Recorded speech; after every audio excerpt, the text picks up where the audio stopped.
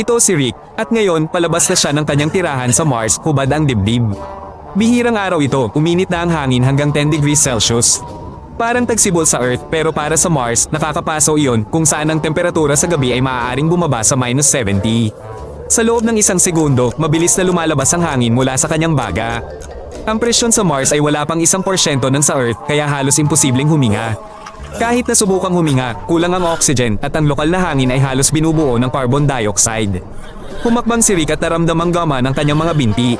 Ang grabidad sa Mars ay 3 beses na mas mahina kaysa sa Earth. Nakalimutan pa nga ni Rick ang kakulangan ng hangin sandali, nagsasaya na parang bata at tumatalon ng 3 metro sa hangin. Isang ulap ng pulang alikabok ang pumailan lang sa ilalim ng kanyang mga paa. Ang lupa ng Mars ay binubuo ng maliliit na partikulo at asin na mapanganib sa mga tao.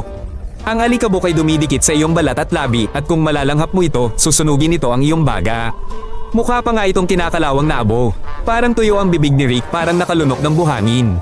Sa ganitong presyon, kusang sumisingaw ang laway kahit walang lamig. Ang mga luha sa kanyang mga mata ay nawawala halos sa sandaling lumitaw ang mga ito. Hindi ito sobrang init, kundi parang kumukulo ng kahalumigmigan sa anumang temperatura. Hindi pa siya nakakaramdam ng lamig sa araw, ngunit kapag lumakad siya sa lilim, sinusunog ng hamog ang kanyang balat. Hindi napapanatili ng manipis na kapaligiran ang init kaya napakalaki ng pagbabago bago ng temperatura. Dito, tila kayang tiisin ng 1 minuto sa liwanag, ngunit isang hakbang sa gilid at para kang nasa loob ng freezer. Napupuno ng dugo ang mga ugat sa kanyang mga mata. Ang mababang presyon ng dugo ay nagiging sanhi ng pagputok ng mga ito na nagpapapula sa puti ng kanyang mga mata. Nagiging malabo ang paningin ni Rick na parang nakatingin siya sa isang pulang salamin. Ito ay isang senyales sa kanyang katawan na uubusan na ng mga mapagkukunan, halos nauubos na ang oxygen. Ngunit ang lahat sa paligid ay maganda. Ang kalangitan ng Mars ay hindi itim tulad ng sa kalawakan kundi kulay rosas dilaw. Isang manipis na ulap ang bumabalot sa abot tanaw at ang lahat ay tila buhay tulad ng sa Earth kahit na ang hangin ay hindi malalanghap. Umubos si Rick at mas mabilis na naubusan ng laman ang kanyang mga baga. Hindi lamang ang lamig ang nararamdaman ng kanyang balat kundi pati na rin ang sunog ng araw. Masyadong manipis ang atmosfera para harangan ng ultraviolet radiation. Sa loob ng ilang segundo, nagsimulang mamula ang kanyang mukha na parang isang linggong ginugol ni Rick sa dalampasigan ng walang sunscreen. Nagliliwanag ang Mars kahit nasa lamig.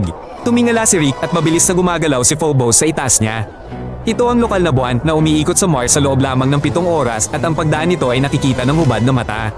Ang pangalawang buwan na tinatawag na Deimos ay halos hindi mapapansin tulad ng isang maliwanag na bituin. Sa di kalayuan, tumataas ang Olympus Mons, 21,000 metro, 3 beses na mas mataas kaysa sa Everest at ang pinakamalaking bulkan sa solar system. Ngunit wala ng oras para humanga rito, malabo na ang paningin ni Rick at nanghihina na ang kanyang mga kalamnan. Malapit nang tumigil ang kanyang pag-ikot. Isang bagyo ng alikabok ang kitang-kitang umiikot sa abot tanaw. Ang mga vortex na ito sa Mars ay maaaring tumagal ng ilang buwan at masakop ang buong kontinente. Malayo na ito ngayon, ngunit ang paglitaw nito ay nagbibigay diin sa katotohanan na buhay pa ang Mars. Napaluhod si Rick, ngunit ang pagbagsak ay mabagal, halos makinis na parang mabagal na galaw.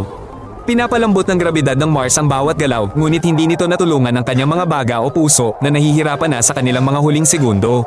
15 segundo pa lamang ang lumipas. Tumigil ang daloy ng oxygen sa kanyang utak at nawala ng malay si Rick. Buhay pa rin ang kanyang katawan, ngunit ang kanyang utak ay lumulubog sa kadiliman. Patuloy na lumalala ang kanyang katawan. Lumilitaw ang mga microcracks sa kanyang balat, bumubula ang dugo sa kanyang mga capillary at hindi na posible ang paghinga. Unti-unti siyang pinapatay ng Mars kahit na halos pamilyar ang lahat sa paligid niya, mga bato, langit at buhangin. Sa sandaling iyon, ang mga kasamahan ni Rick na nakasuot ng spacesuit ay tumakbo palabas ng airlock. Mayroon silang wala pang 1 minuto para maibalik siya sa loob. Sa mababang presyon, mahalaga ang bawat segundo at ngayon ay literal silang nakikipagkarera sa kamatayan. Kinaladkad si Rick papasok sa airlock. Bumukas ang automatikong supply ng oxygen at nagsimulang maging pantay ang presyon. Sa una, walang nangyari at hindi siya gumagalaw, ngunit pagkatapos ay nagsimulang bahagyang gumalaw pataas ang kanyang dibdib. Isang matinding ubo ang lumabas at dugo at bula ang lumabas kasama ng hangin. Muling napupuno ng oksiheno ang kanyang mga baga, ngunit nananatili ang pinsala. Unti-unting nabubuhay ang kanyang katawan at habang tumatagal ay nanginginig siya na parang pinipiga at tuyo. Iminulat ni Rick ang kanyang mga mata at napagtanto na hindi na siya muling maglalakad sa paligid ng Mars nang walang suot na spacesuit gaano man ito kaganda mula sa bintana. Mag-subscribe kung sumasang-ayon ka, Paul M.